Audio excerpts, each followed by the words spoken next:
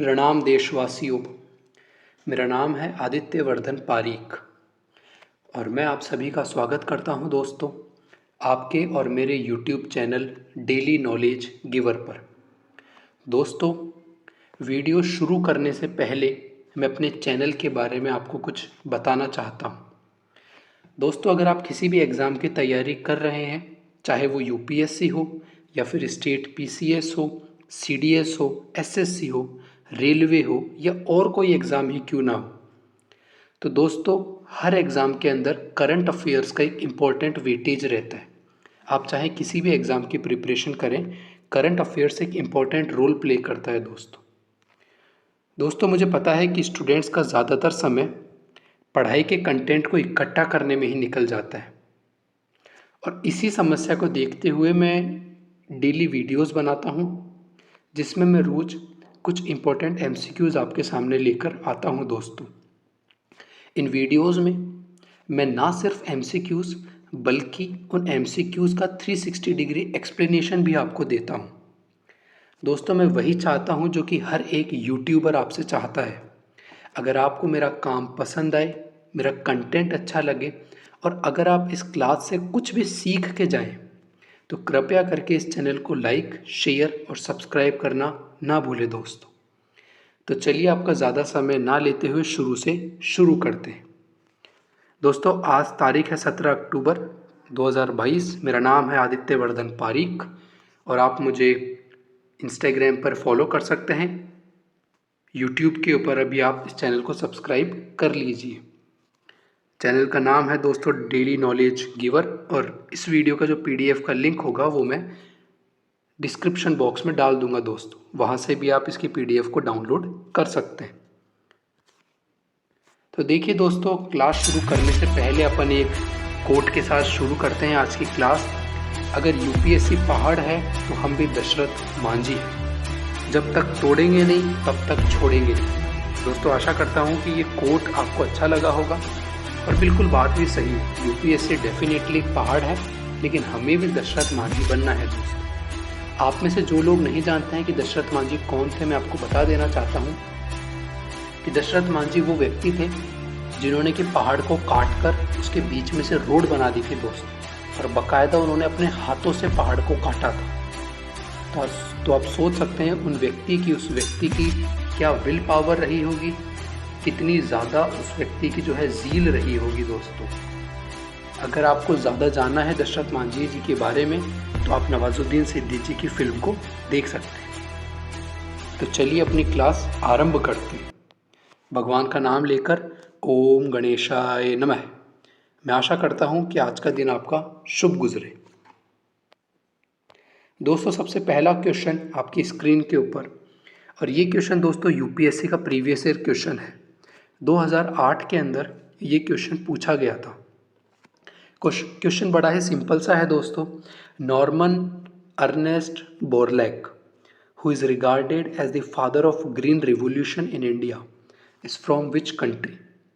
दोस्तों, आप सबको पता है कि नॉर्मन ई बोरलैग जी को फादर ऑफ ग्रीन रिवॉल्यूशन बोला जाता है। पूरे वर्ल्ड के अंदर फादर ऑफ ग्रीन रिवॉल्यूशन दोस्तों नॉर्मन अर्नेस्ट बोरलैग जी को बोला जाता है। तो दोस्तों, नॉर्मन अर्नेस्ट बोरलैग जो है वो बेसिकली यूएसए से बिलोंग किया करते थे।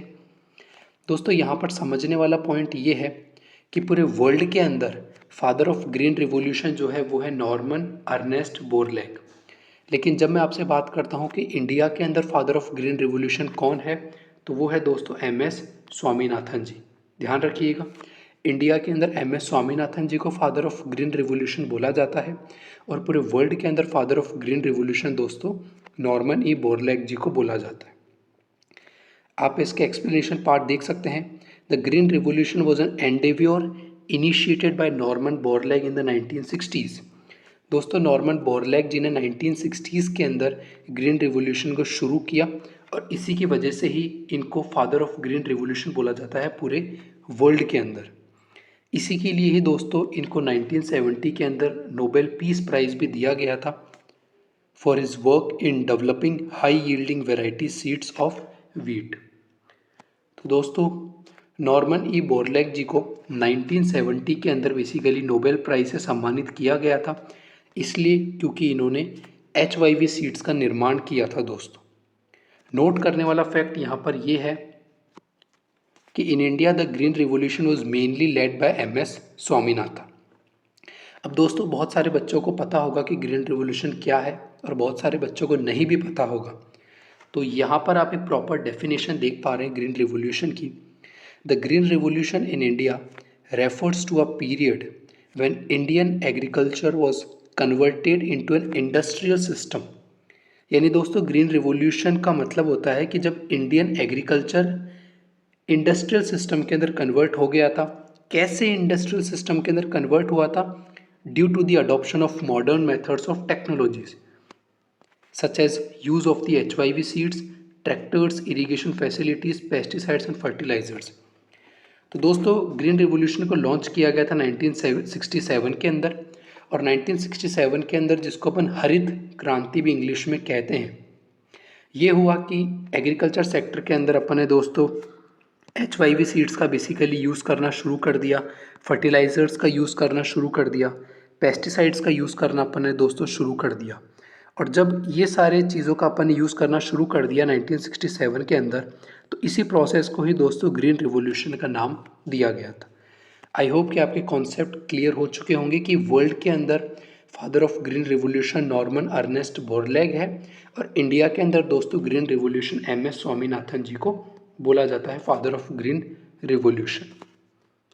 अगला क्वेश्चन दोस्तों आपकी स्क्रीन के ऊपर, यहाँ देखिए दोस्तों, यहाँ मैंने कुछ एडवांटेजेस और डिसएडवांटेजेस भी बता रखे हैं ग्रीन रिवॉल्यूशन के। जैसे दोस्तों एडवांटेजेस ये हुए थे कि इसने फूड क्रॉप्स की ग्रोथ को इंक्रीज कर दिया था, प्रोड्यूसेस क्रॉप्स इन अनकोऑपरेटिव सीजन, यानी कि वो मौसम जिसके अंदर फसल उग ही नहीं सकती, उस मौसम के अंदर भी दोस्तों ग्रीन रिवॉल्यूशन हरित क्रांति की वजह से इंडियन फार्मर्स ने फसल उगाना चालू कर दिया था, शुरू कर दिया था। Decreases the price of the food crops, employment in every part of the world. लेकिन दोस्तों हर सिक्के के दो पहलू होते हैं, जितने फ़ायदे हैं ग्रीन रिवॉल्यूशन के उतने ही नुकसान हैं। सबसे पहला डिसएडवांटेज ग्रीन रिवॉल्यूशन का ये है कि इसने दोस्तों सॉइल की जो क्वालिटी होती है इसको काफ़ी ज़्यादा रिड्यूस किया। दूसरा ये है दोस्तों increase the impact of health and regional disparity बहुत ज़्यादा बढ़ गई। सॉरी, जो दोस्तों अच्छे खासे एरिया है जहाँ पर वाटर की सप्लाई, वाटर की अवेलेबिलिटी बहुत ज़्यादा है, लाइक उत्तर प्रदेश, लाइक पंजाब, वहाँ के फार्मर्स को तो दोस्तों अच्छा खासा फ़ायदा हुआ। लेकिन जहाँ पर फार्मर्स थोड़े से गरीब है, पुअर है, लाइक बिहार, वहाँ पर दोस्तों एक डिस्क्रिमिनेशन का भाव पैदा हो गया था। सो अगर आपसे पूछ लिया जाए कि ग्रीन रिवॉल्यूशन क्या क्या नुकसान है, तो पहला नुकसान तो ये है दोस्तों कि इसने सॉइल की क्वालिटी को रिड्यूस किया। क्यों रिड्यूस किया? इसलिए रिड्यूस किया क्योंकि अपन ने HIV सीड्स का ज़्यादा यूज़ करने लग गए, फर्टिलाइज़र्स का दोस्तों अपन जो है ज़्यादा यूज़ करने लग गए, अपन ने पेस्टिसाइड्स का यूज़ ज़्यादा बढ़ा दिया, और इन्हीं सब चीज़ों को देखते हुए जो सॉइल की क्वालिटी होती है दोस्तों वो काफ़ी ज़्यादा रिड्यूस हो गई। दूसरा इसका नुकसान ये है दोस्तों कि जहाँ पर वाटर की अवेलेबिलिटी ज़्यादा थी वहाँ के किसानों को फ़ायदा मिला, और जहाँ के लोग बाग थोड़े से गरीब थे वो और गरीबी में चले गए। यहाँ आप जिनकी इमेज देख पा रहे हैं यही है दोस्तों नॉर्मन अर्नेस्ट बोरलैग, और इन्हीं को ही father of green revolution in the world बोला जाता है। दोस्तों आशा करता हूँ कि आपको सेशन अच्छा लग रहा होगा। प्लीज़ इस सेशन को लाइक, शेयर और सब्सक्राइब करना ना भूलें दोस्तों। अगला क्वेश्चन दोस्तों, question number 2, recently in which state Amit Shah launched MBBS first year books in Hindi language? तो इसका राइट आंसर है दोस्तों मध्य प्रदेश। हाल ही में ही मध्य प्रदेश के अंदर अमित शाह जी ने फर्स्ट MBBS की जो फर्स्ट ईयर की बुक्स है दोस्तों उसको हिंदी वर्जन के अंदर लॉन्च किया है। यहाँ पर आप द हिंदू न्यूज़पेपर की हेडलाइन भी पढ़ पा रहे हैं, MBBS course in Hindi kicks of in Madhya Pradesh with release of text books. यहाँ पर आप द टाइम्स ऑफ इंडिया का भी आर्टिकल देख पा रहे हैं दोस्तों, Amit Shah unveils first Hindi books for MBBS students. अब इसके अंदर दोस्तों ज़्यादा कुछ समझाने का है नहीं, बस आपको ये फैक्चुअल क्वेश्चन है, वनडे एग्जामिनेशन में पूछा जा सकता है कि हाल ही में ही अमित शाह जी ने किस स्टेट के अंदर सबसे पहली बार हिंदी वर्जन के अंदर बुक्स को लॉन्च किया है, एमबीबीएस की फर्स्ट ईयर बुक्स को। तो द राइट आंसर है दोस्तों मध्य प्रदेश।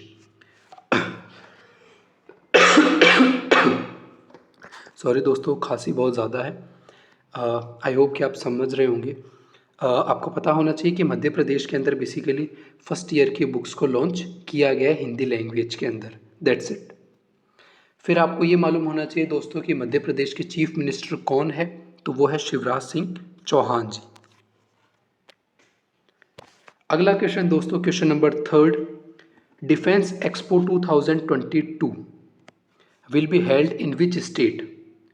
तो दोस्तों 2022 का जो डिफेंस एक्सपो होगा वो होने जा रहा है गुजरात के अंदर। यहाँ पर आप द हिंदू का आर्टिकल देख पा रहे हैं।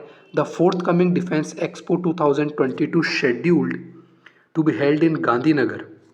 दोस्तों 2022 का जो डिफेंस एक्सपो है वो गांधीनगर के अंदर होगा और इसके अंदर दोस्तों इंडिया और अफ्रीका के रिलेशंस काफ़ी ज़्यादा अच्छे होंगे।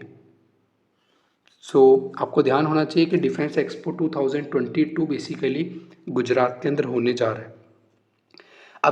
अब जो दोस्तों इसकी जो थीम रखी गई है डिफेंस एक्सपो के 2022 की, वो है पाथ टू प्राइड। ध्यान रखिएगा दोस्तों, ये जो डिफेंस एक्सपो होने जा रहा है ये होगा गांधीनगर के गुजरात के अंदर एंड ये दोस्तों 12th एडिशन है। 11th एडिशन जो हुआ था डिफेंस एक्सपो का वो हुआ था दोस्तों लखनऊ के अंदर 2020 में। डिफेंस एक्सपो क्या होता है, तो defence expo is a flagship biennial event. Biennial event का मतलब होता है दोस्तों जो कि साल में 2 बार होता है। तो defence expo is a flagship biennial event of the ministry of defence. ये दोस्तों defence expo ministry of defence के अंडर में आता है और इसके अंदर जो इंडियन आर्मी है, इंडियन एयरफोर्स है, इंडियन नेवी है, ये अपने अपने सिक्योरिटी सिस्टम्स का प्रदर्शन करती है दोस्तों। इस डिफेंस एक्सपो के अंदर पूरे वर्ल्ड के वेपन्स का शोकेस होता है। आपको पता होना चाहिए कि 2022 का जो डिफेंस एक्सपो होगा दोस्तों वो होने जा रहा है गुजरात शहर के अंदर। अगला क्वेश्चन दोस्तों, क्वेश्चन नंबर 4 आपकी स्क्रीन के ऊपर, when is world food day celebrated. तो दोस्तों हाल ही में ही 16 अक्टूबर को वर्ल्ड फूड डे सेलिब्रेट किया गया है। यहाँ पर आप द हिंदुस्तान टाइम्स का आर्टिकल भी देख पा रहे हैं, वर्ल्ड फूड डे 2022। इस बार की जो दोस्तों थीम रखी गई है वर्ल्ड फूड डे की, वो है लीविंग नो वन बिहाइंड, यानी कि हमें किसी को भी पीछे नहीं छोड़ना है, हमें सबको साथ लेकर चलना है दोस्तों।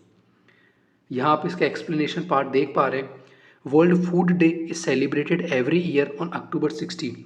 हर साल दोस्तों अक्टूबर 16 को वर्ल्ड फूड डे मनाया जाता है। इसलिए मनाया जाता है दोस्तों क्योंकि इस दिन food and agricultural organisation establish हुआ था 1945 में। दोस्तों FAO की स्थापना होती है 1945 में और इसी की वजह से ही दोस्तों वर्ल्ड फूड डे को सेलिब्रेट किया जाता है। 16 अक्टूबर को वर्ल्ड फूड डे सेलिब्रेट किया जाता है दोस्तों। FAO क्या है? FAO is a specialised agency of the UN, united nations की स्पेशलाइज्ड एजेंसी है that leads international efforts to defeat hunger. अब दोस्तों फूड एंड एग्रीकल्चर ऑर्गेनाइजेशन के बारे में अगर अपन जानकारी प्राप्त करें ज़्यादा, तो इसका जो हेडक्वार्टर है दोस्तों वो है रोम के अंदर। ये इस्टेब्लिश हुआ था दोस्तों 1945 के अंदर। ये आपको ध्यान होना चाहिए।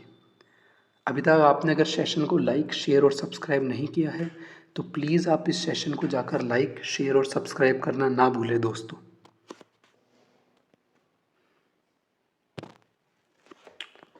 क्वेश्चन नंबर 5 आपकी स्क्रीन के ऊपर, which country won women's Asia cup 2022। तो हाल ही में दोस्तों अपने महान देश भारत ने वुमेन एशिया कप 2022 का खिताब अपने नाम कर लिया है और ये खिताब दोस्तों इंडिया ने श्रीलंका को हराकर जीता है। यहाँ पर आप द इंडियन एक्सप्रेस की हेडलाइन भी देख पा रहे हैं, India versus Sri Lanka women's Asia cup 2022 final highlights, India beats Sri Lanka by 8 wickets. दोस्तों इंडिया ने श्रीलंका को डिफीट करके वुमेन एशिया कप जीता और प्लेयर ऑफ द टूर्नामेंट रखी गई है दोस्तों दीप्ति शर्मा। ये फैक्ट बहुत ज़्यादा इंपॉर्टेंट है, इस फैक्ट को आप नोट डाउन कर लीजिए कि प्लेयर ऑफ द टूर्नामेंट कौन चुना गया है in the women Asia cup, that is Deepti Sharma. ये क्वेश्चन दोस्तों यूपीएससी में तो आई थिंक पूछने के चांसेस बहुत कम है, लेकिन जो वनडे एग्जामिनेशंस होते हैं like railway, like SSC, CDS, वहाँ पर ये क्वेश्चन ज़रूर पूछा जा सकता है दोस्तों कि वुमेन एशिया कप 2022 किसने जीता है। So the right answer is India. और किसको हराकर जीता है? The right answer is Sri Lanka. अगला क्वेश्चन दोस्तों, क्वेश्चन नंबर 6 आपकी स्क्रीन के ऊपर, और ये क्वेश्चन काफ़ी ही ज़्यादा इंपॉर्टेंट क्वेश्चन है आज की क्लास का। क्वेश्चन ये कह रहा है दोस्तों, स्टेडफास्ट नून जो कि एक आर्म्ड न्यूक्लियर एक्सरसाइज है will be conducted by which organisation. तो दोस्तों नाटो वो ऑर्गेनाइजेशन है जो कि स्टेडफास्ट नून नाम की न्यूक्लियर आर्म्ड एक्सरसाइज को कंडक्ट करता है। मेरे हिसाब से दोस्तों आधे से ज़्यादा बच्चे जो इस सेशन को देख रहे हैं उन्होंने शायद स्टेडफास्ट नून का नाम सुना भी नहीं होगा, जहाँ तक मुझे लगता है, क्योंकि ये वर्ड आपके लिए नया है। सो आप इस वर्ड को ध्यान रखिए, रिमेंबर रखिए। स्टेडफास्ट नून एक आर्म्ड न्यूक्लियर एक्सरसाइज है, और इस न्यूक्लियर एक्सरसाइज को इस साल कौन कंडक्ट कर रहा है? नाटो कंडक्ट कर रहा है। नॉट इस साल, हर साल ही दोस्तों नाटो ही कंडक्ट करता है। ये है दोस्तों इसका explanation part. The Steadfast Noon exercise will be conducted each year and it would last for over a week. तो दोस्तों यहाँ से भी यूपीएससी हो सकता है कि कंफ्यूज कर दे कि क्या स्टेडफास्ट नून 2 साल में एक बार कंडक्ट करी जाती है? जी नहीं, steadfast Noon exercise will be conducted each year.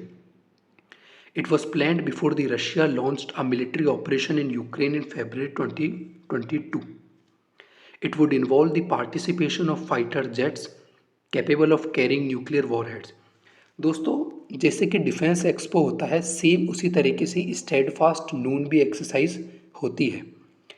इस एक्सरसाइज के अंदर दोस्तों फाइटर जेट्स इन्वॉल्व रहते हैं, अपना रोल प्ले करते हैं, और वो अपने न्यूक्लियर वॉरहेड्स की बेसिकली दिखाते हैं, न्यूक्लियर वॉरहेड्स को बेसिकली प्रदर्शित करते हैं। However it will not involve any live bomb. ये दोस्तों एक्सेप्शन है कि भले ही स्टेडफास्ट नून एक्सरसाइज के अंदर न्यूक्लियर वॉरहेड को दिखाया जाता है, लेकिन इसके अंदर बॉम्ब को नहीं यूज़ किया जाता, बॉम्ब की प्रदर्शनी नहीं करी जाती है दोस्तों। 14 of the 30 NATO members will participate in this exercise। दोस्तों सबको पता है कि नाटो के अंदर 30 कंट्रीज़ है, लेकिन फिर भी इस एक्सरसाइज के अंदर 14 कंट्रीज़ ही बेसिकली पार्टिसिपेट करती है। Conventional jets, surveillance and refuelling aircraft will routinely take part in this exercise.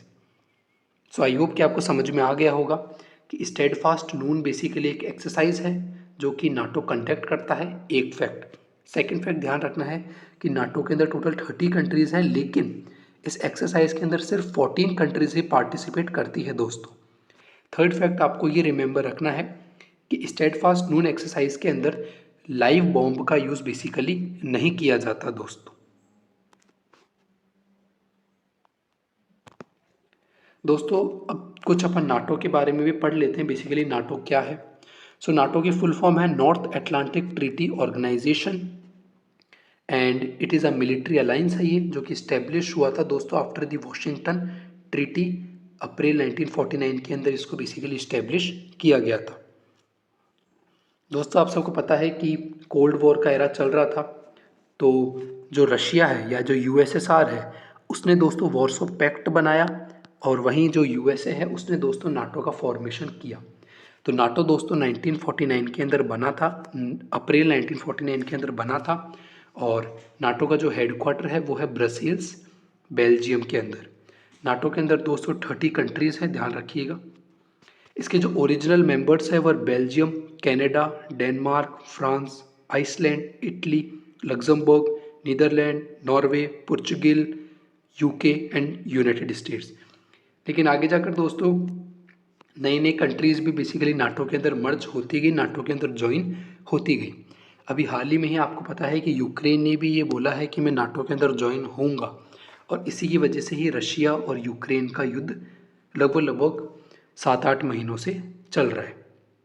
सो इस क्वेश्चन के अंदर अपन ने ये जाना कि नाटो क्या है, अपन ने ये जाना स्टेडफास्ट नून एक्सरसाइज क्या है। आई होप कि आपको सेशन अच्छा लग रहा होगा। प्लीज़ दोस्तों इस सेशन को जाकर लाइक, शेयर और सब्सक्राइब करना ना भूलें। अगला क्वेश्चन दोस्तों, question number 7, world students day is celebrated on whose birthday. तो दोस्तों हाल ही में ही 15 अक्टूबर को वर्ल्ड स्टूडेंट्स डे सेलिब्रेट किया गया है और world students day APJ Abdul Kalam ji की याद में सेलिब्रेट किया जाता है, क्योंकि 15 अक्टूबर को दोस्तों एपीजे अब्दुल कलाम जी का जन्म हुआ था और इन्हीं की ही याद में वर्ल्ड स्टूडेंट्स डे मनाया जाता है। ध्यान रखना है, एपीजे अब्दुल कलाम जी की ही याद में वर्ल्ड स्टूडेंट्स डे को अपन सेलिब्रेट करते हैं। और कब करते हैं? 15 अक्टूबर को सेलिब्रेट करते हैं दोस्तों। अब एपीजे अब्दुल कलाम जी के बारे में कुछ देख लेते हैं। एपीजे अब्दुल कलाम जी को मिसाइल मैन ऑफ इंडिया के नाम से जाना जाता है। ये एक एरोस्पेस साइंटिस्ट थे। इन्होंने आईआईएम से पढ़ाई करी। इसके बाद इन्होंने दोस्तों आईआईटी मद्रास से भी इन्होंने पढ़ाई करी। इन्होंने आईआईटी से पढ़ाई करी, उसके बाद इन्होंने आईआईएम से भी पढ़ाई करी। ये एक साइंटिस्ट थे, प्रोफेसर थे, ऑथर थे और मोस्ट इंपॉर्टेंट फैक्ट, ये दोस्तों इंडिया के 11वें नंबर के प्रेसिडेंट भी थे। इनका एक बहुत ही फेमस कोट है, creativity leads to thinking, thinking provides knowledge, knowledge makes you great.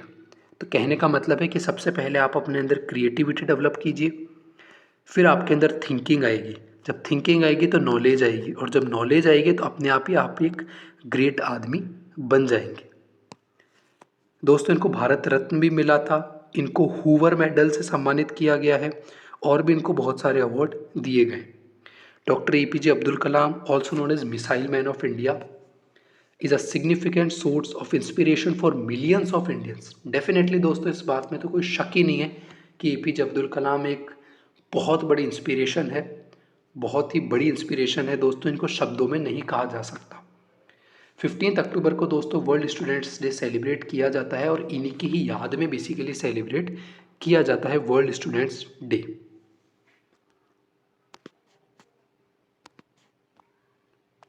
So I hope कि आपको दोस्तों सेशन अच्छा लगा होगा।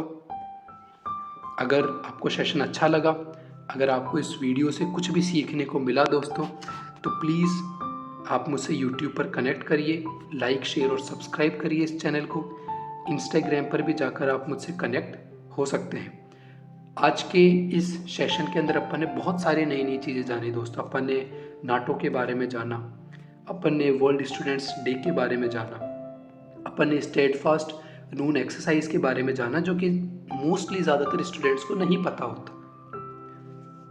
और उसके बाद भी अपन ने दोस्तों बहुत सारी बातें करी।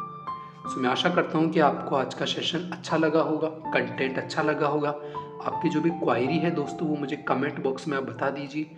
अगली वीडियो में किस टॉपिक के ऊपर बनाऊँ ये भी आप मुझे कमेंट बॉक्स में पिन आउट कर सकते हैं। आपके जो भी सजेशन होंगे उनको मैं डेफिनेटली मानूंगा। और इस चैनल पर जुड़े रहिए दोस्तों, इसी तरीके से प्यार करते रहिए, सपोर्ट बनाते रहिए। अपने को एक नॉलेज का समुद्र बनाना है दोस्तों। अपने को सिर्फ यूपीएससी नहीं क्लियर करना, अपने को सिर्फ एग्ज़ाम क्लियर नहीं करना, अपने को एक बेहतर इंसान बनना है। तो चलिए आज की क्लास इसी के साथ ही समाप्त करते हैं। मैं आशा करता हूँ कि आज का दिन आपका शुभ जाए। बहुत बहुत धन्यवाद। Thank you.